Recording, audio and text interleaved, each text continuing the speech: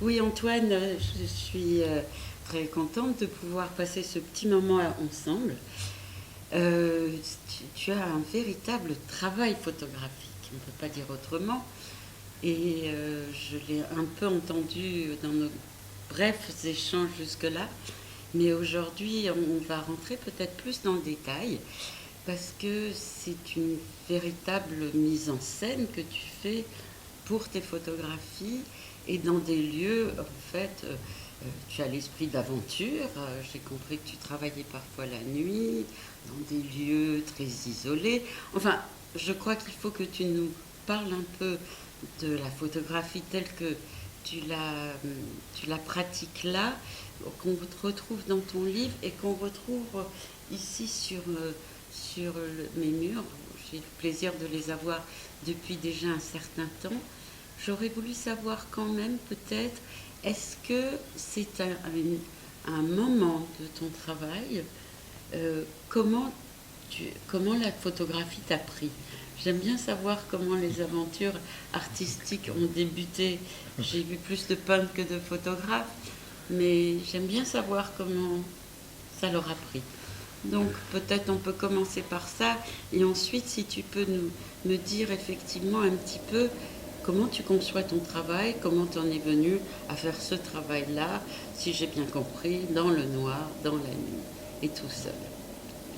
Alors ça commence très jeune en fait, très très jeune. Et ça commence dans le laboratoire d'une radiologue qui était ma mère. Et c'était une époque où il y avait encore des grands bacs en carrelage, où ils trempaient les radios sur des cadres, donc on voyait des morceaux d'os et des choses comme ça. Mm. Et la nuit, je me l'appropriais pour révéler mes photos. Oh, Et ça a été effectivement une révélation pour moi. de Cette espèce de l'imagerie, magie oui. du papier qui prend la forme, qui nous donne la trace de quelque chose qui a été, ça a été absolument fascinant. Mais pour revenir plus précisément plus tard à ce travail, à un moment donné, après avoir pas mal travaillé en France comme assistant, des choses comme ça, j'ai eu la chance de pouvoir partir finir des études au San Francisco Art Institute et où j'ai fait la dernière année. Études de quoi, excuse-moi? Études de photographie. De De photographie. photographie et d'art, c'est ce qui m'intéressait, c'est ce que je voulais toujours faire. Il n'y avait pas trop, ça n'existait pas trop en France, c'était pas considéré comme un art en France Mm. et c'était considéré comme un art déjà en Californie, donc c'était la terre promise pour Mm. moi. Et puis il y avait eu toute la Beat Generation qui m'avait énormément influencé quand j'étais jeune, où j'étais parti sur la route et avec tout ce que ça comporte, à la suite de Kerouac, Ginsberg Mm. et tous ces gens que j'aimais beaucoup. Donc c'était retrouvé là-bas. Et alors c'est un moment où en France de la photographie où on fait la promotion, on est beaucoup sur un humanisme, une sorte d'humanisme, de reportage, de documentaire. On veut une photo humaniste qui se veut, altruiste, très bien pensante en fait. Mm. Alors, je ne vais pas me faire des amis en disant ça, mais j'ai détesté Cartier-Bresson tout de suite. Ah oui, Très instinctivement, ah oui. j'ai détesté Cartier-Bresson, tout en évidemment en appréciant toute la valeur. Mais il y avait une ambiguïté là-dedans que j'ai trouvée tout de suite. C'était le bien-pensant, cette espèce de côté bien-pensant de ces moments choisis, de ces instances. Où on voit par exemple un monsieur qui saute au-dessus d'une plaque et ça et son reflet. On voit toutes sortes de choses comme ça qu'on voulait signifiantes, mais moi que je trouvais déjà dépassées. Déjà, je n'aimais pas toute cette promotion qu'on faisait autour de cet esprit. Évidemment, j'adore Cartier-Bresson, j'adore son travail. C'est pas la question. C'est lui le Mais baiser, en fait. pardon. La photo Non, du baiser. voilà, mais on peut parler du baiser aussi, on peut parler de toute cette photo. C'est vrai que cette France de cette époque portait un certain espoir, et malheureusement qui a été, je trouve, assez déçu. ses espoirs. Cette photo humaniste, elle avait quelque chose d'ambigu. L'ambiguïté, elle est dans ceci que, en même temps, on disait c'est une part de vérité, c'est une part du réel. La photo, elle est victime de sa proximité avec le réel, finalement. Parce que ça n'est pas du tout le réel. On sait que le baiser, c'est une photo qui a été quand même composée. Cartier-Bresson, c'est très joli, mais en même temps qu'on disait c'est le réel, c'est ça la vraie photo. La photo, c'est du noir et blanc, pas recadré, parce que comme ça, c'est vraiment du réel. En même temps, il était obligé de faire Magnum. Quelque part, ça a été de construire cette agence pour qu'on ne change pas les légendes des photos et qu'il y ait un contrôle là-dessus et qu'on ne leur fasse pas dire le contraire de ce qui s'était passé et qu'on ne leur mette pas une autre légende comme les Russes ont fait, vous savez, dans des photos politiques où ils gommaient des femmes. Voilà. Et pour qu'ils gardent une certaine vérité à son travail, ils ont été obligés de construire Magnum. Alors non, la photo, c'est pas la réalité. C'est une abstraction, c'est autre chose. C'est Rodin qui en parle d'ailleurs, il dit le photographe est faux, l'artiste est vrai. Le photographe montre quelque chose qui ne bouge pas, alors que tout bouge dans la vie, et l'artiste est vrai parce qu'il... Donc voilà, c'était une espèce de rage d'adolescent contre un monde quand même qui, dans les années 70, était en train de basculer. Le début des années 68, soit le début des années 60, la moitié des années 60 jusqu'à la moitié des années 70 ont été très porteuses de rêves. On rêvait que le monde allait vraiment changer. Ça a été quand même... Des choses ont changé. Des choses ont changé, mais il y a beaucoup de déceptions quand même. Il y a beaucoup de déceptions. Par exemple, ma mère était médecin, elles étaient deux dans sa promotion. Elle était sans arrêt dans le sud de la France, en butte, au machisme, toutes sortes comme ça. On voit ici que, toujours en 2022, le chiffre des agressions sur les femmes, l'égalité de salaire est toujours pas là. C'est Pour moi, c'est quelque chose de très incroyable. J'aurais jamais pensé à l'époque qu'on en soit là. Franchement, la guerre est toujours là, que ceci, que cela. Donc voilà, donc il y a eu un moment où, en rentrant de mes études, je faisais une photo qui était une photo de rue, ce qu'on appelle une street photo, une street photo, un peu décalée et tout ça. J'aimais ça, j'aimais bien, mais à un moment donné, ça ne m'a pas satisfait. J'ai trouvé que c'était aussi que cette façon de faire était une manière aussi de raconter le monde qui était un peu fausse, qui correspondait à rien finalement. Et je suis rentré dans une phase un peu en venant, j'ai pensé qui était un peu dans le I would rather not ou I prefer not to. I prefer not to. Bartleby. Bartleby, voilà. Et l'idée, donc, en rentrant en France, m'est venue de faire quelque chose qui était plus construit, plus plasticien, mais très, très spécifiquement photographique, parce que tous mes copains étaient peintres, mes amis, je voyais beaucoup Raymond, je voyais plein de gens comme ça, Garouste, Yves Oppenheim, Loïc Le Gromec, tous mes copains étaient peintres. Mais donc, il me semblait que si je faisais de la photo, il fallait que ce soit de la photo qui ait une raison, que ça aille dans l'essence même de ce qui était photographique. Et donc, j'ai essayé de mettre au point un système, une façon, un protocole qui me permette de laisser rentrer du hasard, quelque chose que je ne contrôlais pas dedans. C'était ça le but premier. Alors, je te remercie parce que ce que tu viens de dire me fait penser à ce mot qui s'est imprimé maintenant grâce à toi, de sérénipité. Sérénipité, oui. C'est un mot rigolo. Oui, c'est un mot rigolo et tu m'as dit un peu à quoi ça correspond. Oui, ça correspond, c'est ça, à faire des choses pas bien de façon à ce qu'à la fin, ça fasse quelque chose de bien. Et d'autres, d'inattendus, c'est ça. D'inattendus, voilà, et d'autres, qui est une part d'étonnement et de découverte. Et c'est une manière de travailler que j'ai que je pratique depuis les années 80, le début des années 80, 80 exactement. Voilà, et avec cette immense satisfaction de savoir qu'on n'est pas responsable de tout, ce qui pourrait paraître comme un défaitisme aussi, oui, peut-être. Ouais. Peut-être, mais il y a un plaisir inouï là-dedans qui est la découverte. La découverte, parce que ce que je peux faire, je le sais à peu près. Ce que je sais faire, je le sais à peu près. Mais le vrai intérêt, je trouve, c'est de découvrir des choses qu'on ne sait pas. Bah oui. Et de faire en sorte qu'elles adviennent.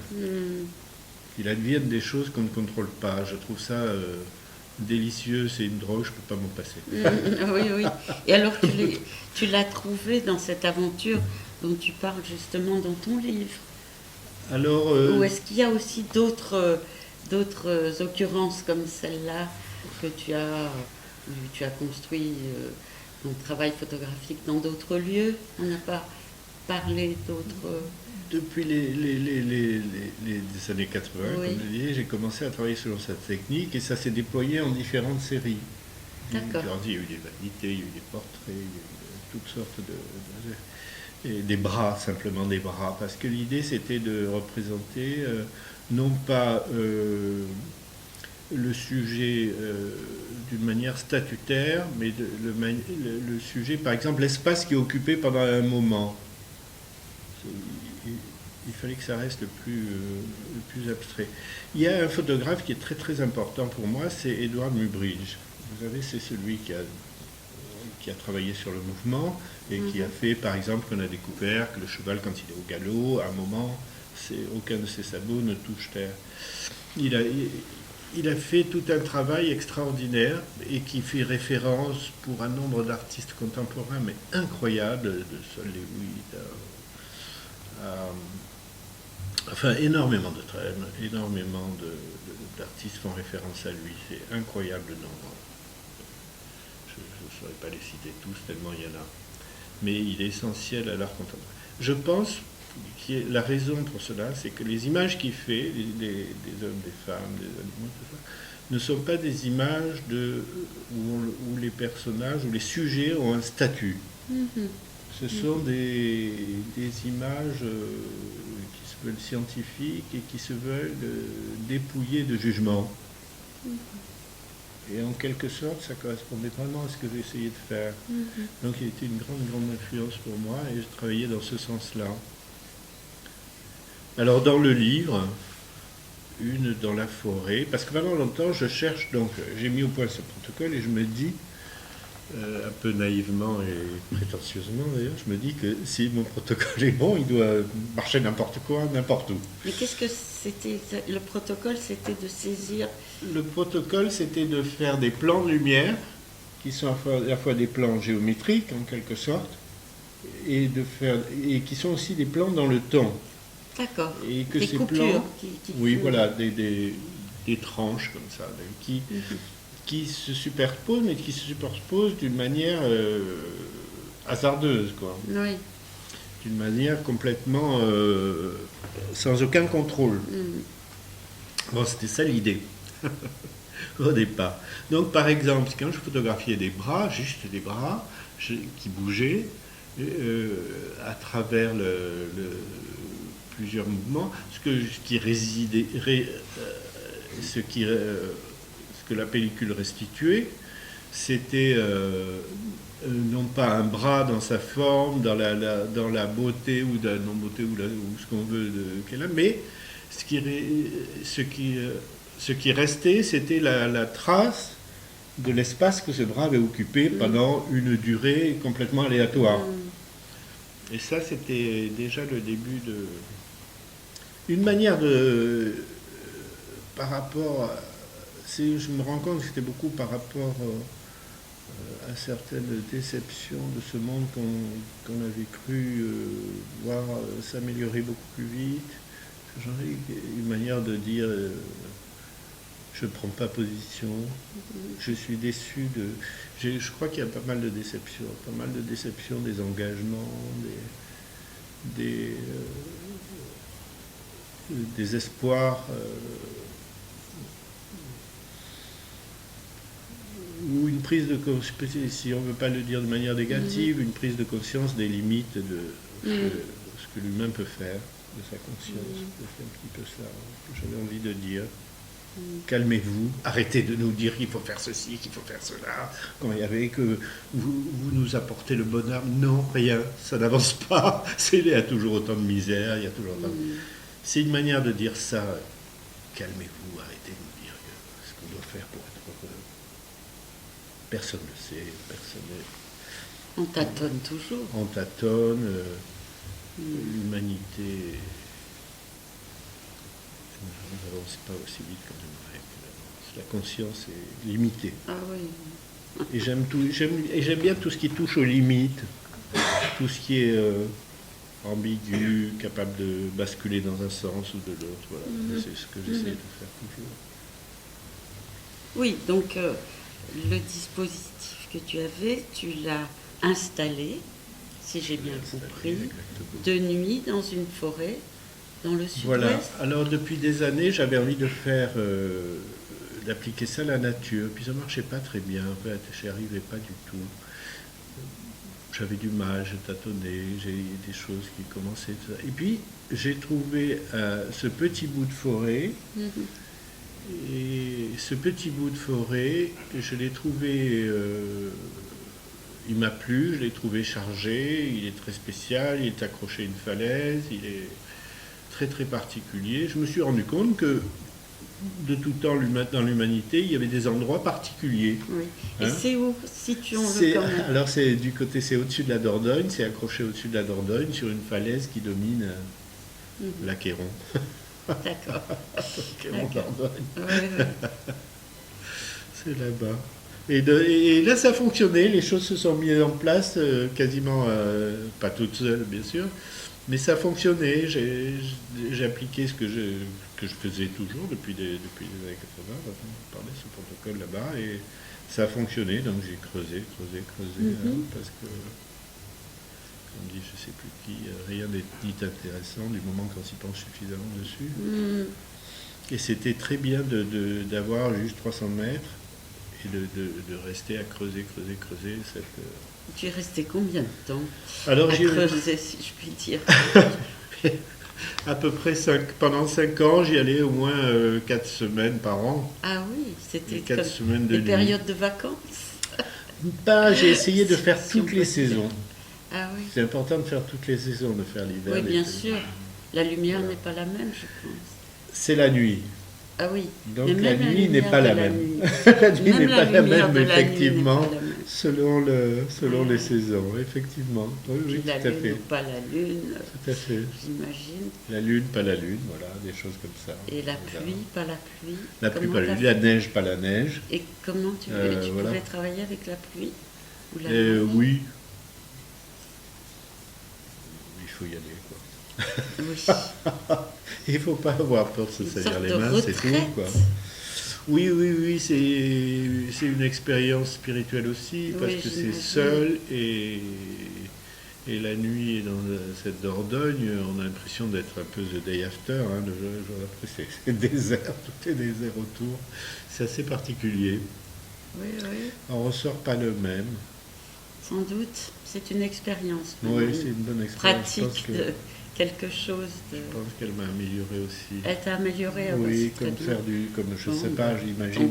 On va lancer cette thérapie. Je pense que ça fonctionne pas trop mal. Comme d'être, c'est quelque chose du zen aussi, du repli sur soi. C'est à la fois un repli, j'allais dire, le repli sur soi, mais en fait c'est le contraire. C'est pas un repli, on a l'impression que, vous savez, dans la tête, je passe des voûtes, que les voûtes s'ouvrent. Et qu'en particulier, sa propre voûte crânienne s'ouvre et se dilue. Et dis-moi un peu, donc dans ce dispositif, dans la forêt, la nuit, qu'est-ce qu'il y avait? Avec quoi tu te trimballais pour Alors je me trimballe faire tes toujours. photographies qu'on voit là avec cette lumière incroyable et qui donne de la Oui. couleur. Oui, je me trimballe avec tout un matériel, un gros pied, un gros appareil, et des boîtes de lumière que j'ai fabriquées moi-même, qui permettent de faire ces tranches. Alors après, ce qui est...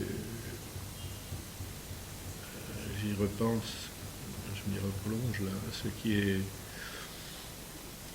ce qui fait partie de l'expérience aussi, c'est qu'il faut que les porter, c'est à main, c'est à la main, l'appareil est posé, on ne s'en occupe plus, et il faut porter à la main dans le noir, ce qui suppose de se casser la figure, de faire plein de choses, quoi. Oui, oui. Et d'essayer de tailler ces tranches et qu'elles... parfois il y a quelque chose, parfois il n'y a rien, enfin c'est... Tu passes C'est combien tout un d'heures avantage. dans la nuit? Oh, en général, je suis épuisé au bout de 4-5 heures. Et j'ai fait une dizaine de photos, même pas, peut-être au moins 7-8. En 3-4 heures? Oui, 3-4 heures, oui. Tu en Et as fait des dizaines et des dizaines, dont tu as retenu certaines. Voilà, ça c'est ça. Parce que parfois, il n'y a rien, et parfois, ça ne fonctionne pas, quoi. Mais c'est... Voilà. C'est particulier. Et alors, ce qui était amusant, ce qui était intéressant, c'est que au début, j'y allais sans trop savoir ce qui se passait. Mais au fur et à mesure des années et des semaines que j'ai passées là-bas, j'ai dû arrêter un moment parce que je pouvais trop anticiper sur ce qui allait se passer.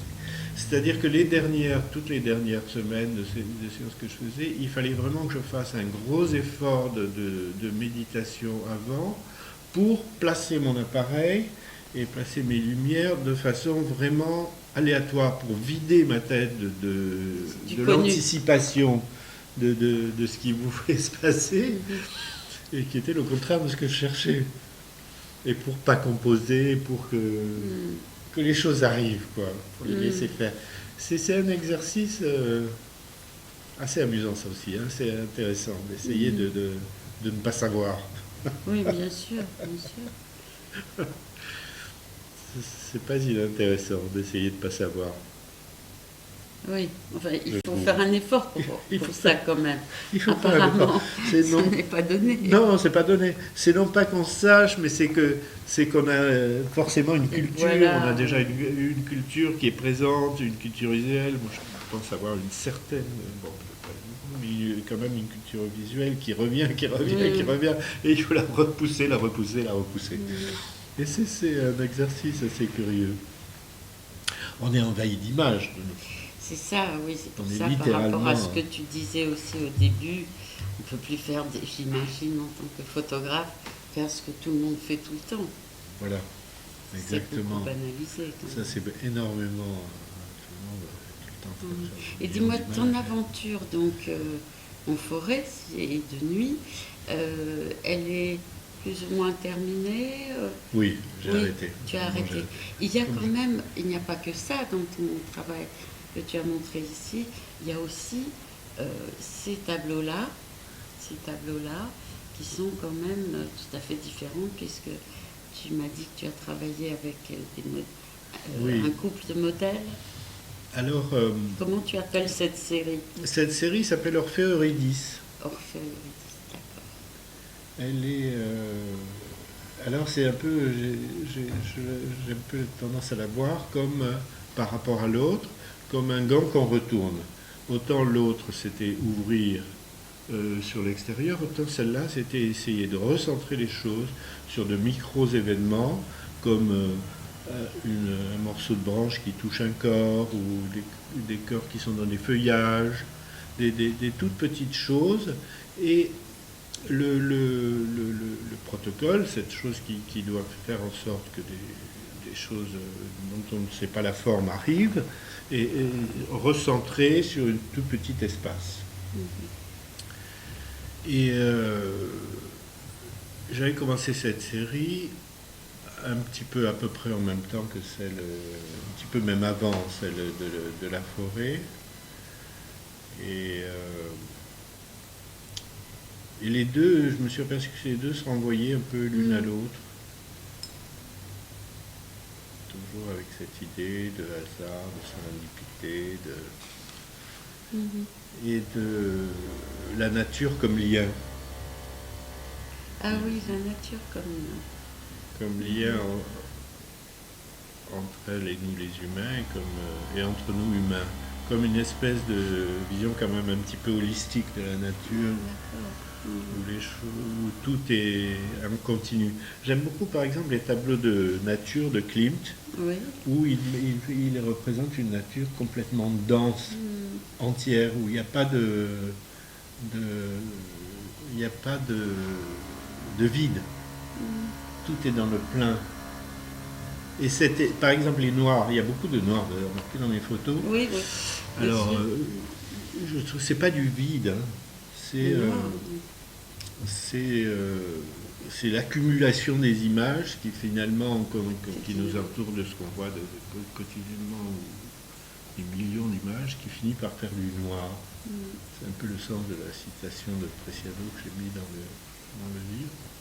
Aussi, une obscurité nouvelle. Est-ce qu'on aurait pu penser par exemple que cette accumulation de connaissances et d'images qu'on a à travers par exemple à travers Internet et tout ça apporterait une lumière.